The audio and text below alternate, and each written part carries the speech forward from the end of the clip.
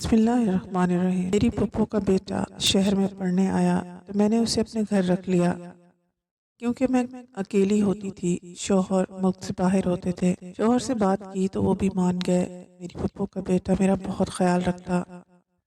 ایک رات اس نے مجھے میری پھپھو کا بیٹا میرا بہت خیال رکھتا تھا۔ بازار سے کچھ بھی لانا ہوتا تو وہ لا دیتا۔ پھر ایک دن میں بیمار ہو گئی اور میری پھپھو کا بیٹا کہتا کہ آپ اب آرام کر لیں۔ رات کو مجھے دودھ کے ساتھ دوائی کھلا کر چلا جاتا۔ جب صبح ہوتی تو مجھے بہت سکون ہوتا۔ ایک دن میرے پیٹ میں بہت درد ہو رہا تھا۔ ڈاکٹر کے پاس گئی۔ ڈاکٹر نے کہا کہ تم حاملہ ہو۔ میری تو جان ہی نکل گئی اور آسمان میرے سر پر آ گرا۔ میں حیرانی سے ڈاکٹر کی شکل دیکھ رہی تھی جو مجھ پر ایسا دھماکہ کر چکا تھا کہ میرے سوچنے اور سمجھنے کی صلاحیت ختم ہو چکی تھی۔ مجھے لگ رہا تھا کہ مجھ پر آسمان آ گرا ہو۔ ایسا کیسے ممکن تھا؟ میں مان ہی نہیں سکتی تھی۔ میں نے ڈاکٹر سے کہا کہ آپ کو ضرور کوئی غلط فہمی ہوئی ہے، مجھے صرف پیٹ درد کی شکایت ہے۔ مجھے دیکھ کر مسکرانے لگی اور میرے سامنے میری رپورٹ رکھ دی۔ کہنے لگی کہ 3 سال سے تو آپ سے اس چیز کا علاج کروا رہی ہیں۔ آپ کو خدا نے خوشخبری سنائی ہے۔ آپ کو خدا کا شکر ادا کرنا چاہیے۔ آپ کو جلد بازی سے کام نہیں لینا چاہیے۔ میں اپنی رپورٹ دیکھ کر بدحواس ہو گئی تھی۔ مجھے نہیں معلوم تھا کہ میری زندگی میں ایسا بھیانک موڑ آ جائے گا۔ میں تو سن کر ہی چکرا گئی تھی۔ میری شادی کو 4 سال ہو چکے تھے۔ میرے شوہر کی نوکری باہر کے ملک میں ہو گئی تھی۔ وہ سال میں بس کچھ مہینوں کے لیے پاکستان آتے تھے۔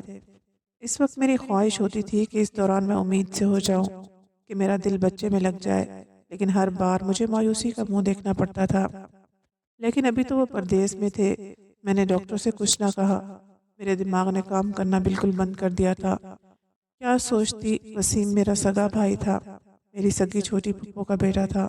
اپنی سوچ کے تانے بانے میں الجھتی رہی کہ سامنے سے اپنے گھر کا گیٹ دیکھ کر میرے قدم وہیں رک گئے تھے۔ میں کلینک سے یہاں تک اپنے بے جان وجود کو لاش کی طرح گھسیٹ کر لائی تھی۔ میں غم میں اس طرح ڈوب گئی تھی کہ مجھے سانس لینے میں بھی گھٹن محسوس ہونے لگی تھی۔ میں نے دروازے کی بیل بجائی۔ وسیم نے دروازہ کھولا۔ میں گھر کے اندر آ گئی۔ مجھے دیکھ کر وہ مسکرانے لگا۔ میرے گھر کے اندر آتے ہی وہ کہنے لگا کہ آپی آج آپ نے اتنی دیر کر دی۔ میں نے پہلے تو آپ کا کھانے پر بہت انتظار کیا، لیکن پھر مجھ سے بھوک برداشت نہیں ہوئی، اسی لیے میں تو کھانا کھا چکا ہوں۔ آپ کے لیے کھانا لگا دوں؟ وہ مجھ سے باتیں کرتا تھا۔ میری سب سے چھوٹی پھپھو کا بیٹا جو کہ پڑھنے کے لیے یہاں ملتان آ گیا تھا اور پچھلے کئی مہینوں سے یہاں میرے پاس رہ رہا تھا۔ میرے شوہر کو بھی اس بات پر کوئی اعتراض نہیں تھا۔ وسیم کے بارے میں سب کچھ جانتے تھے، بلکہ وہ تو بہت خوش تھے۔ انہیں میری فکر نہیں رہے گی۔ آپی آپ کہاں کھو گئی ہیں؟ میں آپ سے بات کر رہا ہوں۔ وسیم کی بات پر میں چونک سی گئی۔ میں نے کہا کہ کچھ نہیں، مجھے بھوک نہیں ہے، سر میں درد ہے، میں اپنے کمرے میں جا رہی ہوں۔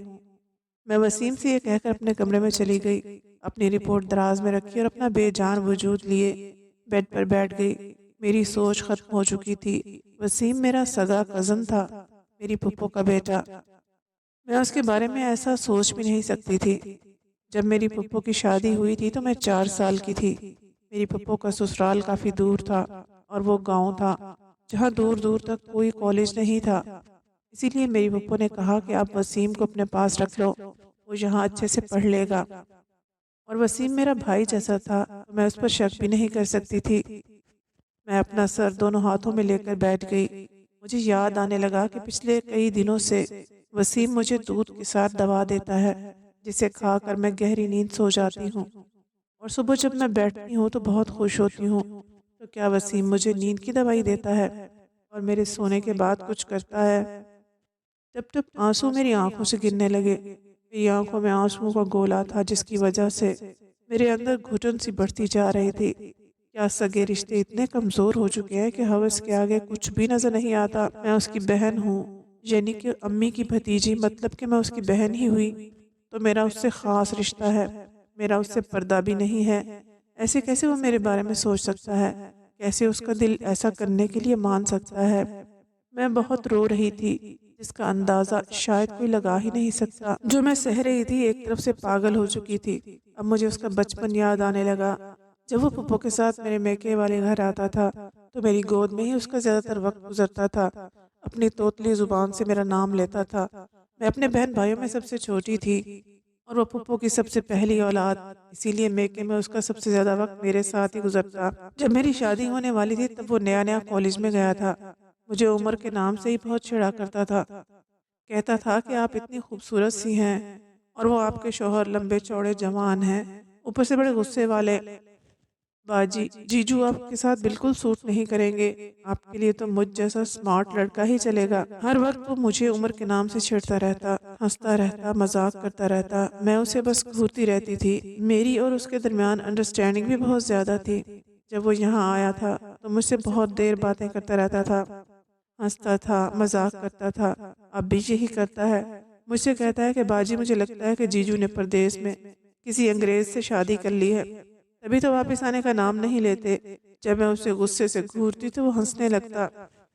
اسے دیکھ کر کبھی مجھے ایسا نہیں لگا تھا کہ وہ میرے ساتھ ایسی گھٹیا حرکت بھی کر سکتا ہے۔ میں انہی سوچوں میں ڈوبی تھی، تبھی وسیم میرے کمرے کا دروازہ بجا کر اندر آ گیا۔ اب بھی اس کے ہاتھ میں دودھ کا گلاس اور دوائی تھی۔ وہ بڑے نارمل انداز میں میرے سامنے بیٹھ گیا، لیکن اس کے بیڈ پر بیٹھتے ہی میں ڈر کر پیچھے ہٹ گئی، جیسے نہ جانے وہ کیا کر دے گا۔ ظاہر سی بات تھی، جو کچھ بھی میں ڈاکٹر سے سن کر آ رہی تھی، میری جگہ کوئی بھی ہوتا تو اس وقت ایسے ہی ڈر جاتا۔ میں اکیلی اس وسیم کے ساتھ اس گھر میں موجود تھی۔ مجھے یوں ڈرا ہوا دیکھ کر حیران ہو گیا تھا۔ کیا بات ہے، آپ اتنا گھبرا کیوں رہی ہیں؟ سب ٹھیک تو ہے نا؟ یہ دودھ پیجیے اور آرام کیجیے۔ وسیم نے میری طرف گلاس بڑھایا، میں نے اس کے ہاتھ سے لے کر اسے سائڈ ٹیبل پر رکھ دیا۔ میں نے سخت لہجے میں اسے کہا، جاؤ یہاں سے، مجھے نیند آ رہی ہے، کیونکہ میں جانتی تھی وہ میرے پاس بیٹھ کر اپنی پڑھائی کے قصے سنائے گا، اور جب تک میری آنکھیں نیند سے چور نہ ہو جائیں گی وہ اٹھ کر باہر نہیں جائے گا۔ میرے سخت لہجے سے وہ گھبرا سا گیا تھا، کچھ حیران بھی تھا کہ کیا بات ہے، آپ کی طبیعت تو ٹھیک ہے؟ شاید میرے روکھے برتاؤ سے وہ پریشان ہو گیا تھا۔ مجھے اس پر اور بھی غصہ آنے لگا۔ کیسے کیسے ڈرامے وہ میرے ساتھ رچا رہا تھا، جیسے وہ بہت معصوم ہو، انجان ہو، بہت نیک ہو۔ پہلے تو میرا دل چاہا کہ ایک زور سے تھپڑ اس کے منہ پر دے ماروں اور پھر اپنی رپورٹس اس کے سامنے دے ماروں۔ دیکھو تمہاری شرافت کا ثبوت، اس کو دھکے دے کر باہر نکال دوں، لیکن میں چاہتی تھی کہ اسے رنگے ہاتھوں پکڑوں، ورنہ یہ مکر جائے گا۔ پھر میں نے کہا، میرے سر میں درد ہے، مجھے تم بالکل بھی جگانے کے لیے مت آنا، میں سونا چاہتی ہوں۔ میری اکھڑی باتوں کے سامنے وہ چپ تھا اور اٹھ کر کمرے سے دروازے تک چلا گیا۔ آپ آرام کرو، اور ہاں دودھ ضرور پی لیجئے گا۔ کھانا بھی نہیں کھایا، مجھے دوبارہ سے وہ دودھ پینے کو کہہ کر کمرے سے باہر چلا گیا تھا۔ میں وہی تو جاننا چاہتی تھی کہ مجھے دودھ اور دوائی کھلا کر یہ کون سا گھناؤنا کھیل میرے ساتھ کھیلتا ہے۔ میں نے وہ دودھ کا گلاس لیا اور کھڑکی سے باہر پھینک دیا، جو باہر گلی کی طرف کھلی تھی، اور دوائی دراز میں رکھ لی، اور پھر میں لائٹ بند کر کے سو گئی۔ اب مجھے اس وقت کا انتظار تھا جب وسیم میرے کمرے میں آتا۔ 1 گھنٹہ گزر چکا تھا، اس کا انتظار کر کر کے میں تنگ آ چکی تھی اور مجھے نیند بھی آنے لگی تھی۔ اس لیے سوچا کہ خود ہی دیکھ آؤں وہ کیا کر رہا ہے۔ میں اٹھ کر اپنے کمرے سے باہر نکلی تو صحن خالی تھا، سامنے والا کمرہ وسیم کا تھا۔ میں نے آہستہ سے جب اس کے کمرے کا دروازہ کھولا تو میرے ہوش اڑ گئے۔ میں نے اس کے کمرے کا دروازہ آہستہ سے بند کر دیا اور دبے پاؤں اپنے کمرے میں آ گئی۔ مجھے وہ وقت یاد آ گیا جب پہلی بار پپو کا فون آیا تھا، کہنے لگی کہ وسیم ملتان میں پڑھائی کرنا چاہتا ہے، لیکن تم جانتی ہو میں اس حق میں نہیں ہوں کہ اسے ہاسٹل میں رہنے کی اجازت دے دوں، وہاں کئی قسم کے نوجوان ہوتے ہیں، میرا وسیم سیدھا سادہ سا ہے، کہیں غلط لوگوں میں نہ پھنس جائے، سگریٹ اور دوسرے نشے کا عادی نہ ہو جائے۔ تم تو جانتی ہو کہ ہم نے کیسے اس کی دیکھ بھال کی ہے، میرا بہت سیدھا بچہ ہے، لیکن جہاں لڑکے رہتے ہوں وہاں 100 برائیاں ہوتی ہیں، اسی لیے اگر تم اپنے گھر رکھ لو تو مجھے تسلی رہے گی۔ اس وقت تو میں نے بڑی رحم دلی دکھاتے ہوئے حامی بھر لی تھی کہ وسیم میرا بھائی ہی نہیں بیٹا بھی ہے، ظاہر ہے کہ وہ میرے سگے بھائی سے بڑھ کر تھا، اور بھائی اور چھوٹے بیٹے میں کوئی فرق نہیں ہوتا۔ میرا سر درد سے پھٹنے لگا۔ میرا بھائی اس وقت اپنے کمرے میں بیٹھا سگریٹ پی رہا تھا، میری طرف اس کی پیٹھ تھی، اسی لیے وہ اس بات سے انجان تھا کہ میں نے اسے سگریٹ پیتے دیکھ لیا تھا۔ میری پھپھو دل کی مریض ہے، اگر وہ سچ جان جاتی کہ وسیم نے میرے ساتھ کیا کیا ہے سنتے ہی مر جاتی، لیکن میں سوچ سکتی تھی کہ وسیم کو صبح ہی کہہ دوں گی، وہ اپنے رہنے کا انتظام کہیں کر لیں، میں اسے اپنے گھر میں نہیں رکھ سکتی۔ میں نے اپنا کمرہ لاک کیا اور سو گئی۔ صبح میرا دروازہ بڑے زور سے کھٹکھٹایا گیا، میں اٹھی اور دروازہ کھولا۔ جب میں نے دروازہ کھولا، سامنے دیکھا وسیم مجھے غصے سے دیکھ رہا تھا۔ دروازہ کیوں لاک کیا تھا آپ نے؟ اس کا مجھ پر روب جما کر پوچھنا تو مجھے دبا کے رکھ دیا تھا۔ وہ ہوتا کون تھا مجھ سے اس طرح سے بات کرنے والا؟ اسے شاید تکلیف اس بات کی ہو رہی تھی کہ اس کا راستہ میں نے بند کر دیا تھا جو وہ گناہ میرے ساتھ کر رہا تھا۔ شاید اس کی طلب نہ ہونے کی وجہ سے وہ یوں اکھڑ کر مجھ سے بات کر رہا تھا۔ میں نے کہا تم ہوتے کون ہو مجھ سے پوچھنے والے؟ میری بھی بلند آواز کو سن کر وہ کچھ حیران ہوا، پھر نرم آواز میں بولا رات کو آپ کی طبیعت ٹھیک نہیں تھی، مجھے آپ کی فکر تھی، میں کب سے دروازے پر آواز دے رہا تھا، لیکن جب آپ نے کوئی جواب نہیں دیا تو پریشان ہو گیا کہ کہیں آپ بے ہوش نہ ہو گئی ہو، اسی لیے میں نے دروازہ کھولنا چاہا تو لاک تھا، اس لیے میں پریشان ہو گیا تھا۔ آپ پلیز دروازہ لاک نہ کیا کریں۔ مجھے اس کی جھوٹی فکر مندی اور دکھاوے کی پریشانی دیکھ کر بہت غصہ آیا۔ میں نے کہا میری فکر کرنے کی تمہیں کوئی ضرورت نہیں ہے، میں نے سخت لہجے میں کہا اور اپنے کمرے سے باہر نکل آئی۔ اپنے لیے ناشتہ بنایا اور ناشتہ کر کے اپنے پڑوس میں اپنی ایک سہیلی کے گھر چلی گئی۔ میرے پڑوس میں بھی ایک میری عمر کی ہی لڑکی رہتی تھی، وہ شادی شدہ بچوں والی تھی۔ جب بھی میرا شوہر ملک سے باہر جاتے وہ عورت بہت خیال کرتی تھی، میری اس سے بہت اچھی دوستی تھی، وہ بہت اچھی تھی۔ اس کے شوہر بھی مجھے چھوٹی بہن جیسا سمجھتے تھے۔ جب بھی بازار سے کچھ لینے جاتے تو مجھ سے ضرور پوچھتے کہ بہن کچھ منگوانا ہو تو بول دینا، بنا کسی تکلف کے بتا دیا کرو۔ میں اکثر ہی ان سے سامان منگوا لیا کرتی تھی، لیکن جب سے وسیم آیا تھا میں ہر کام وسیم سے ہی کہتی تھی۔ اس وقت تو مجھے اپنے پڑوس والی نیلم سے ہی کام تھا، مجھے اپنا کام کروانا تھا۔ میرے شوہر 3 مہینے بعد آنے والے تھے، میرے پاس اس بچے کو ختم کرنے کے علاوہ کوئی دوسرا راستہ نہیں تھا، لیکن مجھے یہ سمجھ نہیں آ رہا تھا کہ نیلم سے کہوں یا نہ کہوں، نہ جانے وہ میرے بارے میں کیا سوچے گی، لیکن مجھے کسی نہ کسی عورت کی تو ضرورت تھی، مجھے یہ قدم اٹھانا ہی تھا، کیونکہ اگر پھپھو کو سچ بتاتی تو وہ سہ نہ سکتی، اگر شوہر سے سب کچھ کہتی تو وہ مجھے کبھی اپنی بیوی نہ مانتا، میرا گھر برباد ہو کر رہ جاتا۔ میں ایسی کشمکش کا شکار تھی کہ میں ہی جانتی تھی۔ میں نے نیلم سے کہا کہ میرے پیٹ میں بچہ ہے، مجھے اس کو ضائع کروانا ہے، اسی لیے تم میرے ساتھ ڈاکٹر کے پاس چلو۔ وہ میری بات مان گئی۔ میں اپنے ڈاکٹر کے پاس نہیں گئی تھی جس سے کئی سالوں سے علاج کروا رہی تھی، بلکہ ایک نئی لیڈی ڈاکٹر کے پاس گئی اور اس سے کہا وہ میرا کام کر دیں، میں اسے ٹھیک ٹھاک پیسے دوں گی۔ وہ لیڈی ڈاکٹر مان گئی، لیکن اسی رات میرے ساتھ کچھ ایسا ہوا کہ میری روح کانپ گئی۔ میں نے رات کو گھر آتے ہی وسیم سے کہہ دیا کہ میں تمہیں اپنے گھر پر نہیں رکھ سکتی، اسی لیے 2-3 دن میں ہی اپنے رہنے کا انتظام کر لو۔ میری بات سن کر وہ حیران سا ہو کر رہ گیا۔ آپ یہ کیا کہہ رہی ہیں؟ میں کیوں آپ کو چھوڑ کر جاؤں گا؟ میرا مسئلہ نہیں ہے، میں کہیں بھی رہ لوں گا، لیکن آپ اکیلی کیسے رہیں گی؟ مجھے وسیم کی میرے لیے فکر مندی بھی کھل رہی تھی۔ میں نے کہا میں تمہارے آنے سے پہلے اکیلی رہ رہی تھی، جلدی سے جلدی اپنا انتظام کر لو۔ وسیم جواب میں کچھ نہیں بولا، لیکن چہرے سے پریشان ضرور لگ رہا تھا۔ میں اپنے کمرے میں آ کر سو گئی۔ اب میں کمرہ لاک کر کے سوتی تھی، کچھ ہی دیر میں سو گئی، پھر مجھے کچھ ہوش نہیں رہا۔ رات کو جب میری آنکھ کھلی تو مجھے لگا میرے برابر میں کوئی سو رہا ہے، لیکن میرے کمرے میں بہت اندھیرا تھا، اتنا اندھیرا کہ میں اس انسان کو دیکھ بھی نہیں پا رہی تھی، بس یہ نظر آ رہا تھا کہ میرے برابر میں کوئی سو رہا ہے۔ میں بری طرح سے ڈر گئی تھی، مجھے جلد بازی میں کچھ نہ کچھ سوچا تو میں چلانے لگی، لیکن اگلے ہی پل میرے برابر لیٹا وہ انسان اٹھ کر بیٹھ گیا۔ اس سے پہلے کہ میں بیڈ سے اٹھ جاتی اس نے میرے منہ پر ہاتھ رکھ دیا۔ اب تو میں بدحواس سی ہو گئی تھی۔ اس سے پہلے کہ میں اپنے بچاؤ کے لیے کوئی طریقہ سوچتی، اس انسان نے سائیڈ پر رکھا لیمپ آن کر دیا۔ اس انسان کو دیکھ کر تو میں اپنے ہوش کھو بیٹھی تھی۔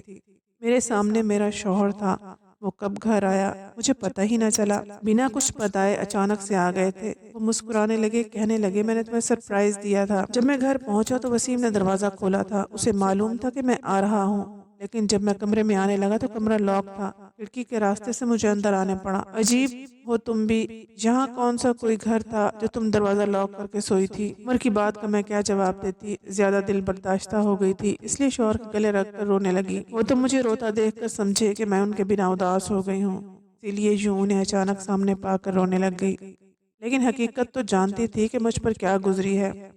مجھے تسلی دیتے۔ صبح جب میں اٹھی تو عمر بھی سو رہے تھے، میں بہت پریشان تھی۔ آج مجھے ڈاکٹر کے پاس DNA کروانے جانا تھا، لیکن عمر کی موجودگی میں ممکن نہیں۔ اب میں یہ سوچ کر پریشان تھی کہ عمر سے کیا بہانہ بناؤں گی، کیسے بات چھپاؤں گی۔ میں پریشانی سے باہر لان میں بیٹھی تھی تبھی وسیم کچن سے نکلا۔ وہ اپنے لیے ناشتہ بنا کر ٹیبل پر رکھ رہا تھا اور مجھے دیکھ کر مسکرا کر کہنے لگا، باجی کیسا لگا آپ کو جیجو کا سرپرائز؟ میں نے اسے نفرت سے دیکھا اور کہا، کس قدر ٹھیٹ ہو اور ڈرامے باز انسان ہو، ایسی معصومیت سے بھری اداکاری کیسے کر لیتے ہو؟ شرم نہیں آتی تمہیں؟ ایک طرف باجی کہتے ہو اور دوسری طرف میں یہ سب سہ کر تھک چکی ہوں، اسی لیے بنا شرم کیے منہ میں جو بھی آیا کہنا شروع کر دیا۔ اور وہ ایسا ڈھیٹ تھا کہ ابھی تک مجھے حیرت سے دیکھ رہا تھا۔ کہنے لگا کہ باجی یہ آپ کیا کہہ رہی ہو؟ مجھے آپ کی بات سمجھ بالکل نہیں آ رہی۔ میں نے ایسا بھی کیا کیا ہے جو آپ اس طرح سے مجھ سے بات کر رہی ہیں؟ وسیم کی بات پر میں نے اسے تعجب سے دیکھا اور اپنے کمرے میں چلی گئی۔ عمر ابھی تک سو رہے تھے۔ میں نے دراز سے اپنی رپورٹ نکالی اور کمرے سے باہر آ گئی۔ وسیم اب میز کے پاس کھڑا تھا۔ میں نے وہ رپورٹ اس کے منہ پر ماری جو اس کے چہرے سے ٹکرا کر زمین پر گر گئی اور کہا، اس کو دیکھو اور پڑھو۔ گندا چہرہ لے کر عمر کے اٹھنے سے پہلے دفع ہو جاؤ میرے گھر سے، میں نے غصے سے دبی دبی آواز میں کہا، کیونکہ میں نہیں چاہتی تھی کہ عمر کو اس بات کا پتہ چلے۔ اس نے وہ رپورٹ زمین سے اٹھا کر کھولی۔ جیسے ہی اس نے وہ رپورٹ پڑھی، اس کے چہرے کی رنگت اڑ گئی، چہرے پر اداسی سی چھا گئی۔ اس سے پہلے کہ وہ کچھ بولتا، عمر بھی وہاں آ گئے تھے۔ پتہ نہیں کیسے، لیکن وہ سیدھا وسیم کے پاس گئے اور اس کے ہاتھ سے وہ رپورٹس لے کر پڑھنے لگے۔ انہیں دیکھ کر تو میری جان نکل گئی۔ میرا گھر برباد ہو جائے گا، عمر تو مجھے طلاق دے دیں گے۔ میں بری طرح سے چکرا کر گر گئی تھی۔ جب مجھے ہوش آیا تو میں ہسپتال میں تھی، مجھے ڈرپ لگی ہوئی تھی۔ عمر بڑی سادگی سے مجھے دیکھ رہے تھے، میری تو جان ہی نکل گئی تھی۔ وسیم بھی وہیں کھڑا تھا۔ میں عمر کو دیکھ کر رونے لگی۔ میں نے کہا کہ میرا کوئی قصور نہیں ہے عمر، وسیم مجھے نیند کی دوائی دیتا تھا، مجھے کچھ پتہ نہیں ہے، خدا کے لیے مجھے طلاق مت دیجیے، میں آپ سے بہت پیار کرتی ہوں، میں آپ کے بغیر نہیں جی پاؤں گی۔ میں ہاتھ جوڑتے ہوئے عمر سے معافی مانگ رہی تھی۔ وہ میرے پاس آئے اور میرے جڑے ہوئے ہاتھوں کو اپنے ہاتھوں میں لے لیا اور کہنے لگے، تم پریشان مت ہو، میں تمہیں نہیں چھوڑوں گا، میں نے تمہارے سارے ٹیسٹ نئے سرے سے کروائے ہیں، تم پریگننٹ نہیں ہو، شاید کسی اور کی رپورٹ تمہاری رپورٹ سے بدل گئی تھی، نہ تم گنہگار ہو، نہ ہی وسیم نے ایسا کچھ کیا ہے، اس کے کردار پر شک مت کرو، بس ایک غلط رپورٹ کی عدل بدل ہے، یہ سب غلط فہمی ہے۔ وسیم کی طرف جب میری نظر پڑی تو وہ رو رہا تھا، آنسو بہا رہا تھا۔ مجھے دیکھ کر میرے پاس آ گیا، کہنے لگا کہ آپ نے سوچ بھی کیسے لیا میں ایسا کر سکتا ہوں؟ میں نے اپنی بہن میں اور آپ میں کبھی کوئی فرق نہیں دیکھا، میں نے تو کبھی کسی غیر لڑکی کو نظر اٹھا کر نہیں دیکھا، تو آپ میری بہن کی جگہ ہے۔ میں نے کہا کہ میں نے تمہیں سگریٹ پیتے ہوئے دیکھا تھا۔ وہ کہنے لگا کہ میں نشے کے سگریٹ نہیں پیتا، ہاں کبھی کبھار سگریٹ ضرور اپنے کمرے میں بند کر کے پی لیتا ہوں۔ آپ کا خیال اسی لیے رکھتا تھا کہ آپ نے بچپن میں میرا خیال رکھا، میں نے اپنا بچپن آپ کی گود میں گزارا ہے، اسی لیے جیسے ہی اپنی ماں کے لیے کھانے پینے اور دوا کا خیال رکھتا تھا، آپ کا بھی رکھنے لگا۔ مجھے پتا ہوتا کہ آپ کو میری وجہ سے تکلیف ہوتی ہے تو میں یہاں کبھی بھی نہ آتا۔ وہ رو رو کر یہ باتیں کر رہا تھا۔ ایک غلط رپورٹ نے مجھے شرمندہ کر کے رکھ دیا تھا۔ کیا کیا میں نے اپنے بھائی کے خلاف؟ یہ نہیں سوچا کہ رپورٹ غلط ہو سکتی ہے۔ میں سوچ رہی تھی کاش ایک بار اپنی رپورٹ دوبارہ سے ٹیسٹ کروا لی ہوتی تو ایسا نہ ہوتا۔ امید ہے آپ کو آج کی کہانی پسند آئی ہوگی۔ مزید کہانیوں کے لیے ہمارے چینل کو سبسکرائب کر لیجیے، ویڈیو کو لائک اور شیئر ضرور کر دیں۔ اگلی کہانی تک اجازت دے، اللہ حافظ۔